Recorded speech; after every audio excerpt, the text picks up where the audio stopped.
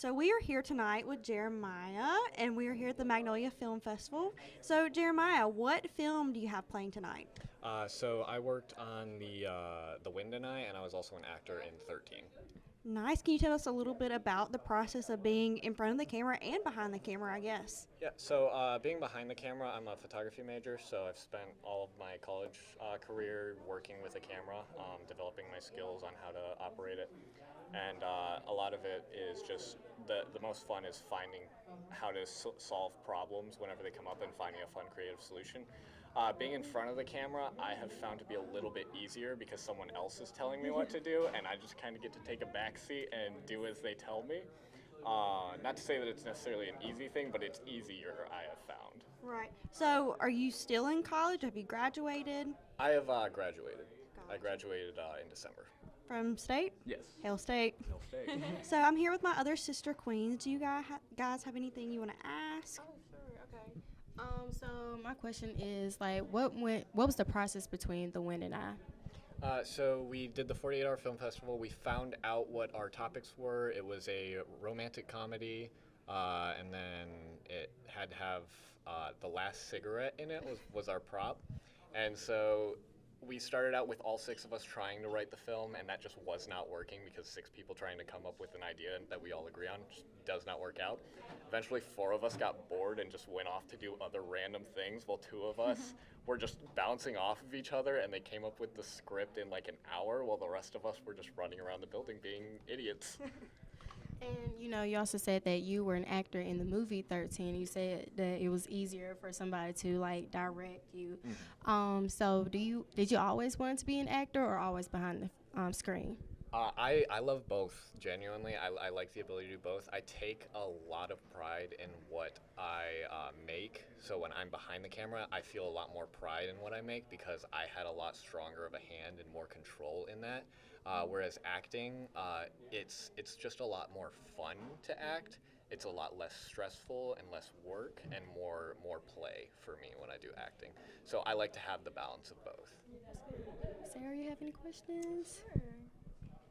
Okay, so in the film where you were behind the camera, what was the moment in the entire process where you were like, oh, everything is coming together, like I'm really proud of what I did? Was there? That would be when it was done.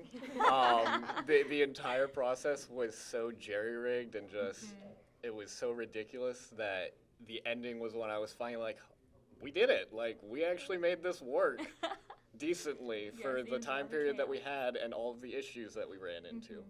So definitely just when it was done. I don't think there's ever, I think if I am partway through the process, I'm going, this is going good. That's means for something bad to happen really soon. Yeah. Okay. Did y'all have any other questions?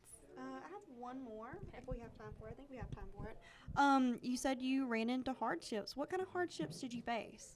So the first one was the film festival started, and me and most of my crew were doing a children's play. And so we started 4 hours late. Oh, wow. And then this also fell on a weekend that I had already had plans to go out of town for a day. So I went out of town for the day and then came back, and that costed us about 10 hours. So we were already down 14 hours Wow. of the time that we needed. And then when we were shooting, we were running on battery power for the lights. The battery power for the camera was no problem, but the lights ran out of battery maybe 30 minutes into filming. And so we were like, we don't know how to solve this problem. And I'm a very determined person. I'm like, if there's an issue, there is a solution, and I'm going to find it. And so I was rummaging through my stuff, and I found that I had about 150 feet of extension cables. And we plugged it into a stranger's house. We asked them. Okay, We were like, that's all hey, that can matters. we plug this in? They're like, yeah, go for it. So we plugged it in, ran it into the woods, and we shot with one light that was tethered to one side of the set. And so that was one of the things that we had to get creative with, of how do we make it look interesting without every shot looking the same when we're stuck with where the light is. Right. And it was just making sure that we were moving people rather than moving the light to cause different effects in terms of lighting. And then we also were using the tent as a bounce. So light was hitting the tent and bouncing onto the other side of our actors, and just finding weird things that worked and got the job done.